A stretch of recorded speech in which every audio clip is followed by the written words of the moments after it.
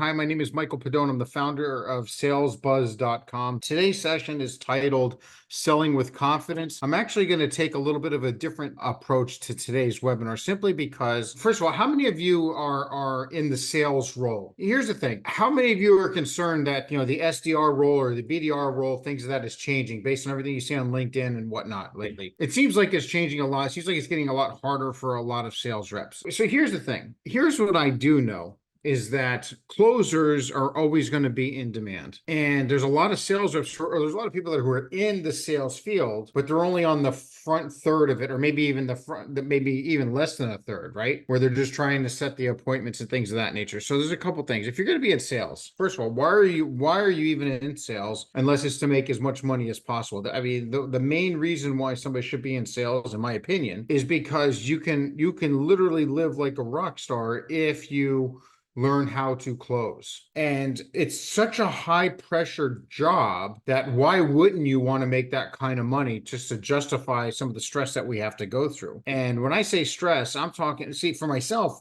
I've always been a straight commission sales rep. So from end to end sales rep, right? So if we didn't close a deal, I didn't eat.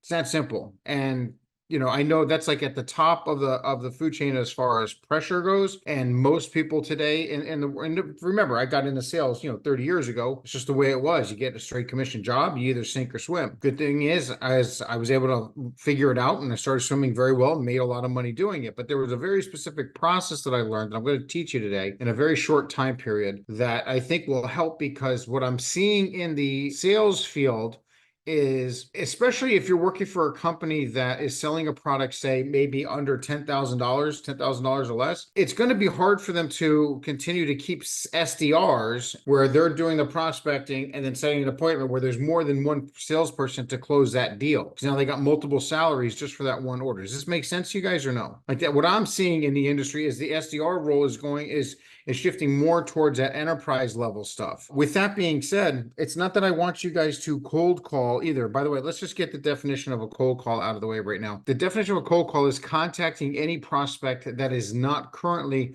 raising their hand. Do we agree to that? Does that make sense? By the way, this also includes your existing accounts. So if you're calling on people who already know you, who have already done business with you, but you're trying to upsell them or trying to get them to reorder, or maybe they have an order from you on, you're trying to resurrect them, find out what's going on, and you reach out and contact them, guess what? It's still labeled a cold call because they weren't raising their hand. If we just agreed that the definition of contacting a prospect is contacting somebody that is not raising their hand, that also is true if we're contacting existing accounts that are not currently raising their hand. Does this make sense? Even referrals. If somebody's, if you contact your best client and you ask them for referrals and they give you 2 or 3 names, and then now you make a second call and you're calling the people that they gave you. If the people that they gave you didn't ask to be contacted, it's still a cold call. There's nothing wrong with that. I just think that a lot of people say, well, we don't cold call. And then one person actually said to me, we don't cold call, we send emails, then we follow up. Still a cold call, people, right? Now, with that being said, it's not like sometimes people think that, hey, I want you to cold call. Or I want you to be really, really good at it if you have to. But I would much rather you guys have inbound warm leads that you're picking up the phone and then starting the process from there. A lot of companies aren't having that inbound leads right now. Am I right? So while you're waiting for those inbound leads to come in or for marketing to pick up and pick them up, there are going to be a lot of you that have to do the initial outreach and make those outbound calls. Does this make sense? With that being said, the good news is this. The formula I'm going to take a few minutes to show you here is excellent for inbound warm leads and outbound cold calls. The good news is this. Can you see this little Candyland looking diagram here? There is a part of me that wanted to say to you guys, and I'm just speaking very frank, very open. I had a whole PowerPoint slide for you guys because I've done this webinar before. I'm calling it audible because here's the thing. I see so many people on LinkedIn that act as if they know what they're talking about, and they get tens of thousands of followers, tons of likes and things of that nature. And I'm reading this stuff and I'm going, they're just saying what the mass audience wants to hear, but they're not being truthful. And what the problem is, that's if you're in sales, a lot of that stuff is going to lead you down to a path of failure. Now, I'm a firm believer that you should never take advice from somebody that has not accomplished the level of success that you're after. And I don't care what industry that's in. I'll say this again. I'm a firm believer not to take advice from people who have not achieved the objectives or goals that I am after. Now, why should you listen to me? Maybe you should, maybe you shouldn't. But here's what I'm going to tell you about the truth about myself. I never went to college. I barely graduated high school. I got into sales. Actually, before sales, I was a musician. Before I met my wife, I was trying out for Ozzy Osbourne. I was hoping to get out and go to in that direction. It didn't work out. That's fine. Sales, I still wanted to live like a rock star, and sales was a way to where, since I didn't have a college education, I could get a straight commission job and I could rely and trust on myself to make a lot of money. And I grew up very poor, like food stamp poor, parents divorced, things of that nature, abusive homes with stepfathers. Yeah, though, I don't want to get into all that, but it just wasn't all peaches, right? And roses. With that being said, when I got into sales, what I learned is that the better I got at it, the more money I could make, the more freedom I would have. And along the way, when I kept failing at sales over and over and over again, when I started to finally get some traction, it's because I didn't just leave it up to chance, or I just wasn't trying to be friendly or create create stupid little cute videos and send them in emails. No, it was none of that. I basically learned the entire sales process and worked it backwards. So from the close, what has to happen before the close? Well, if I get an objection, I got to handle it. Okay, well, before I handle the objection, I got to isolate this objection to make sure it really is the real objection. Before I can isolate it, I got to identify it. And before I did that, I have to do this and I have to do this. Does that make sense? With that being said, I'm just going to cut to the chase and I'm going to share a few things for you here. I just think this is the best sales process that's ever been invented. I mean, I just can't say it any. If there's a better one, then let me know, right? But this works for cold calling or warm calling, right? Because watch this. If you are cold calling, first things first, you should know the basics. If you're cold calling, you should build a prospecting list that matches your ICP. Do you guys know what an ICP is? Your ideal customer profile. Well, I'm going to tell you a quick story. There was this one organization I went to go work for, and I was a very strong closer. I hated prospecting. Like, if a lot of times at the other place I would close, if the other people would warm the lead up and they couldn't close them, they'd get me on the phone. I would just close it right then and there. All right. I love to close. I hated the prospect. Well, I got this one company, and this VP of sales, who was my boss, or actually was the president of sales, said, "Hey, I got a prospect." I'm like, "I don't like prospecting." And he showed me the secret how to prospect. I was selling at the time internet advertising for a luxury automotive magazine. What they taught me to do is to go to the actual magazine, flip through the pages, and anybody that was doing a full page or a 2-page spread, look them up, see if they're being worked. If they're not being worked, tag them and contact them. And the theory was they already know the value of advertising. You don't have to convince them that they have to advertise. They're already doing full page ads.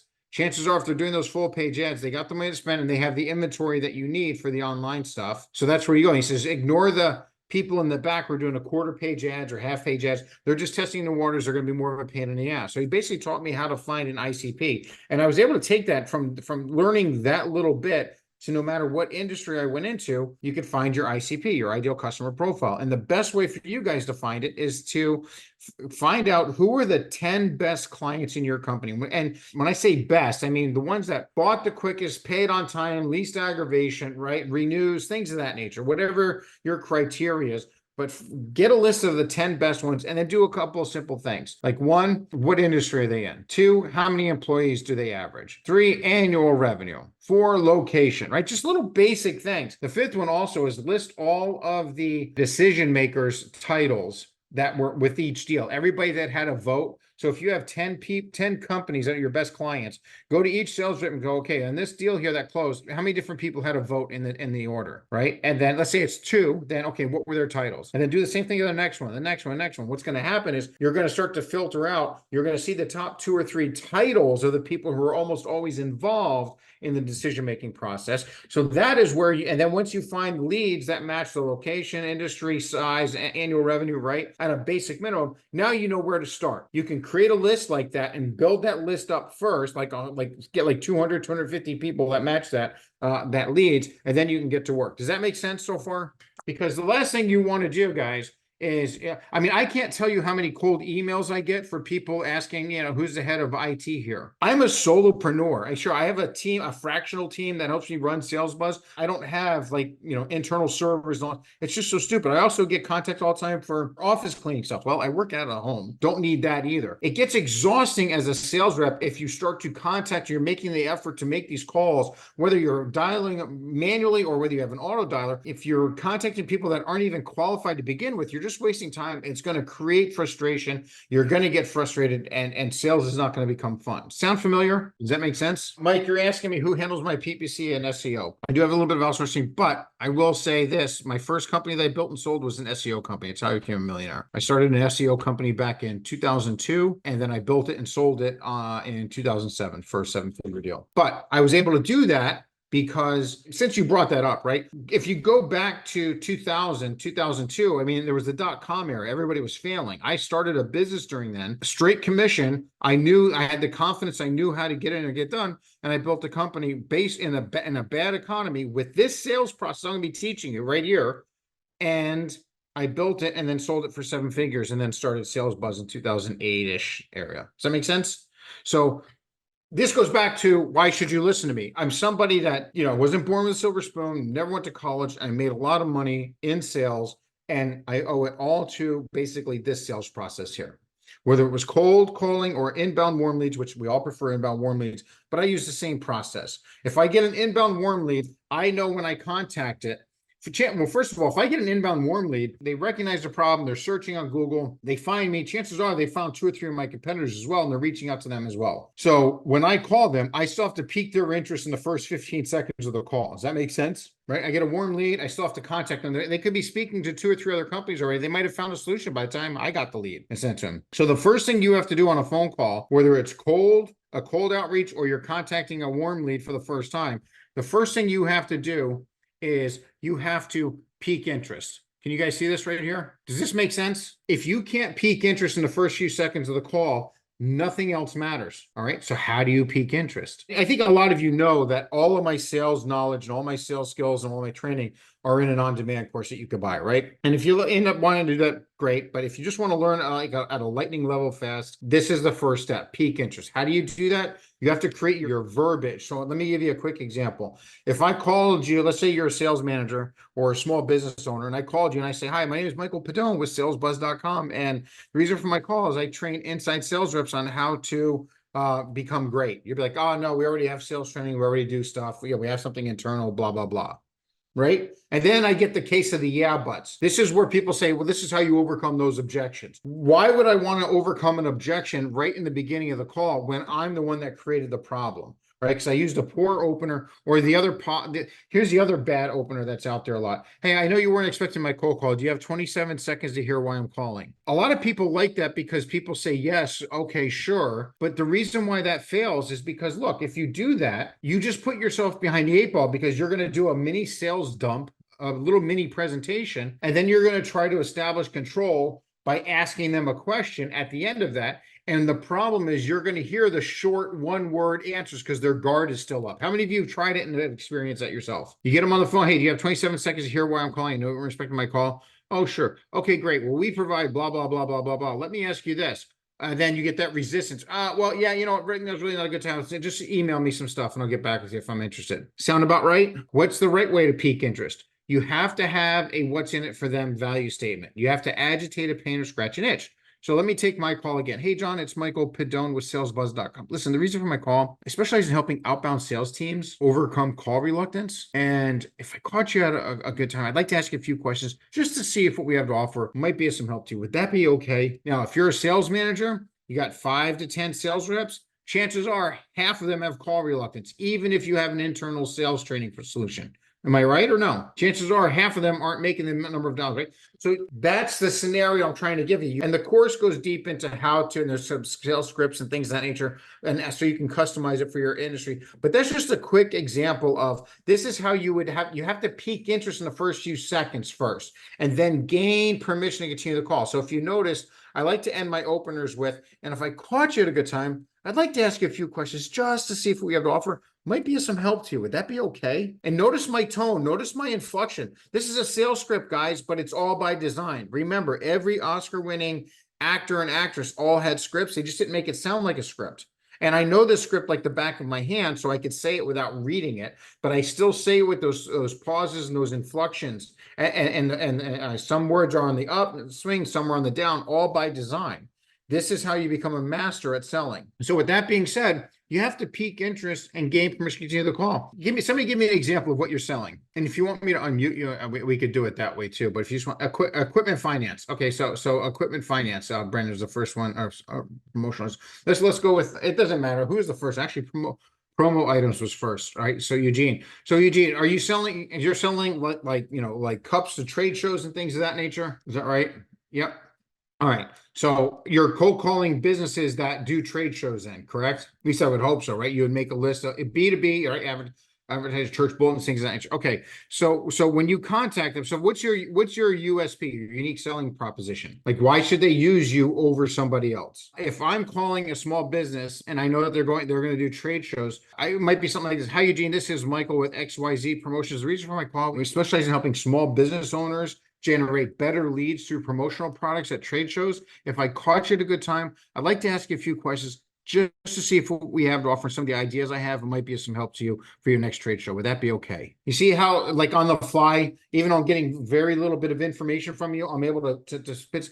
It's much better than calling saying we provide promotional. Oh no, we already use a vendor. You see the difference? So you have to become a master of how to wordsmith your opener to pique interest and gain permission to continue the call. That's the easy part. And this works for warm leads and cold calls. Okay. Again, I have a whole course on this, on how to do this and how to develop it and create it for your industry with scripts and everything. But with that being said, what I find is that most people do not know what to do next once they get the conversation going. So the purple section here is your opener, right? I look at this like before you pick up the phone, you're in the batter's box, and your objective is to get the first base first. Even if you hit a double, you can't run from the batter's box across the pitcher's mound to second base. You have to touch all the bases. And when salespeople skip steps or skip bases in the sales process, that's where they lose deals in the pipeline. Okay, so you want to shrink the amount of losses and increase the number of wins you have. You have to make sure you're touching all the bases. And a lot of salespeople don't know all the steps. So the first step is to get the first base is you have to pique interest first, gain permission, because when you gain permission, their ears go up, their resistance goes down, and now you can start asking them. They just gave you permission to ask them questions. So now you can start asking them some questions, get a conversation going. And then if you've noticed, the blue section, which is, some people call it discovery, I just call it qualifying. This is the largest section out of the four. And this is where most people make the mistakes. And a lot of times salespeople, they don't know what to do after they gain permission or after they do the introduction. Well, I can tell you with 100% certainty, every question you ask after you gain permission should be called an engagement question. What is an engagement question? An engagement question puts your prospects' attention in an area that you need them to be thinking about. The goal is to find out and establish what I call problem recognition.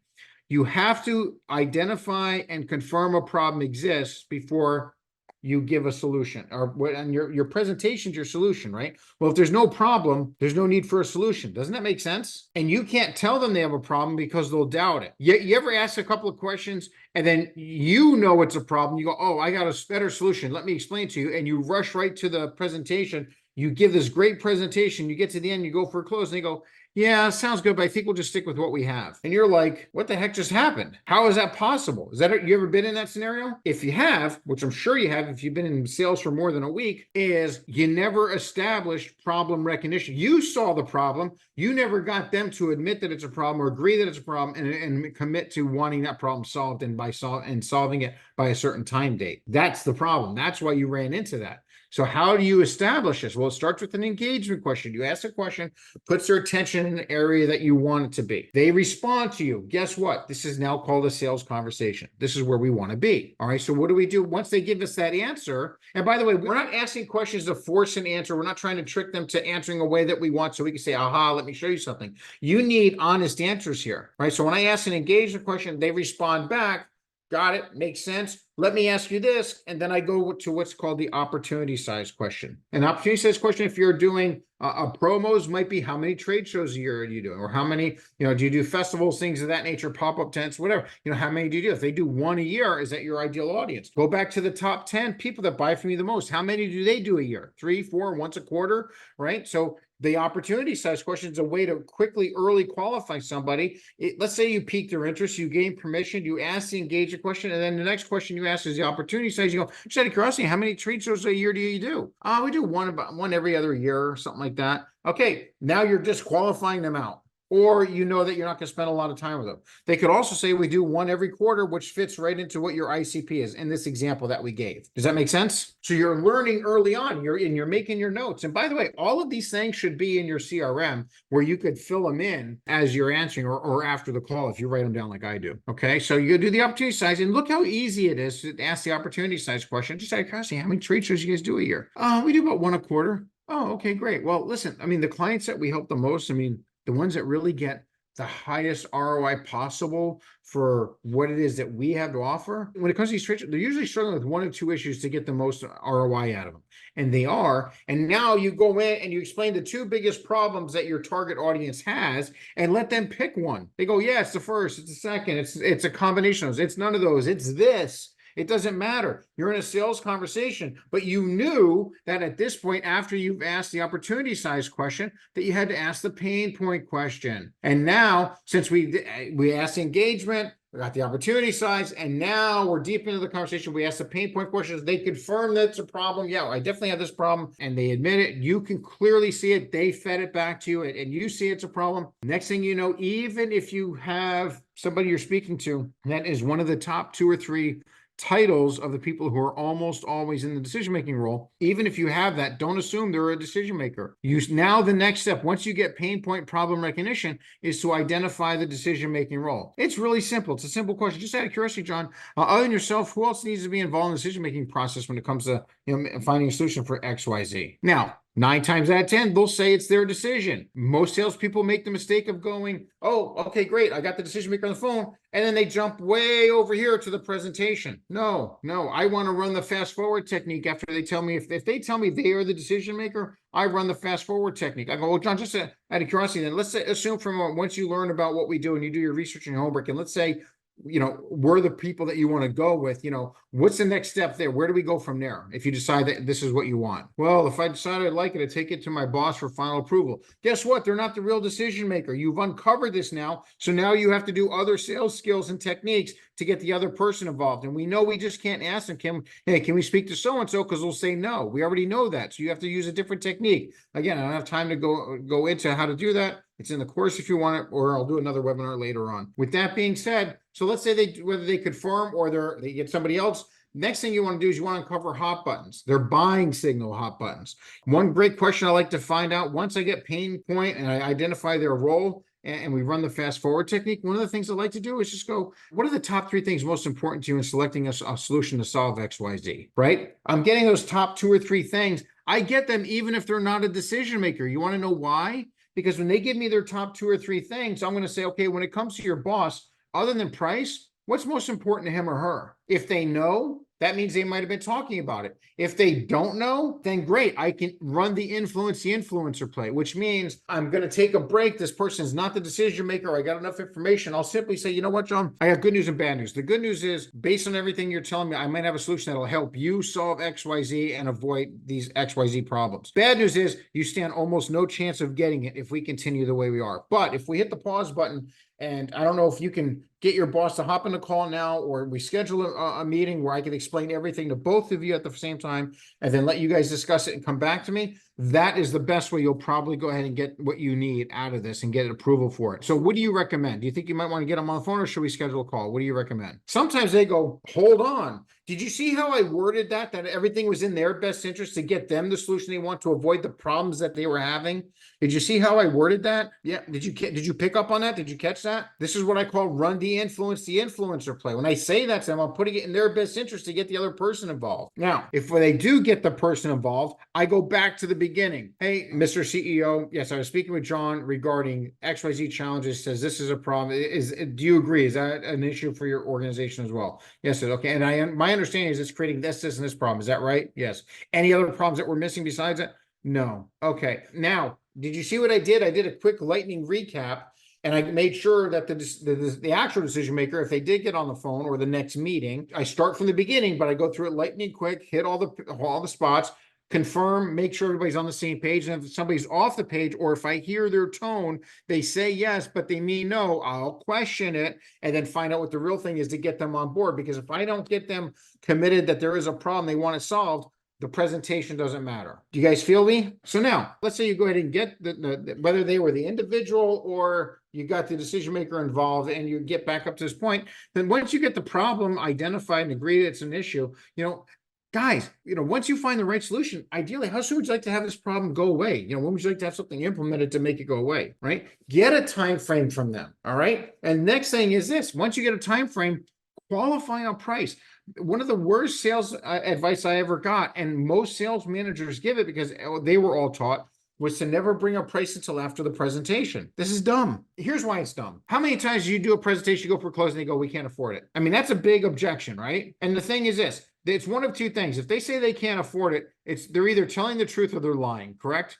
There's no in between, right? Well, guess what? If you get problem recognition, you make sure you're speaking to the right person, you find out what their ideal solution looks like, and you qualify them on the time frame that they want it solved by. And as long as that time frame fits your strike zone, a strike zone is something that's normal, a normal time frame, right? Like for me, it's usually within 30 days somebody buys. Some are longer, some are shorter, but it's usually 30 days. If somebody said 6 months from now, that's a red flag for me. I would take a minute on the identified time frame and say, I want to earn your business whenever you're ready. Most people, when they're dealing with their team's call reluctance, they're missing quota, they're afraid to pick up the phone, they don't know what to say. They normally want to solve that sooner rather than later. Do you mind if I ask why you might need to wait 6 months?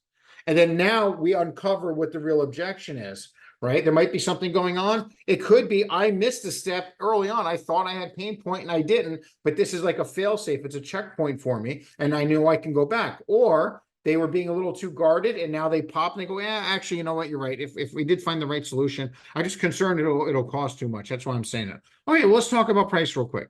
And then you go right into your price, and you want to qualify them on price, but you give a price range. If you get to qualify on price step here, by the time you get here, you should have a really good understanding of what their problem is and what the ideal solution looks like. You should at least have a low number. It won't be any less than this, but it won't be any more than this.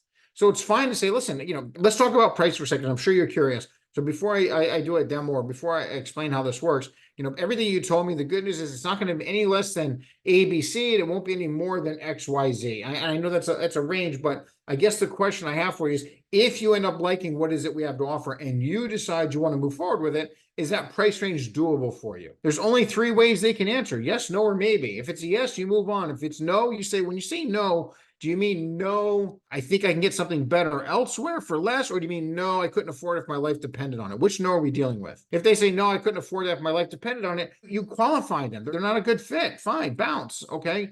But if they go, no, I think I might be able to get something better, just as good, maybe even less elsewhere. Okay, you know what? You might be able to. I don't know. But the question is, once you do all your research and your homework, if you come back and say, this is the solution you need to have, it's going to be between this price, in that scenario, is it doable for you?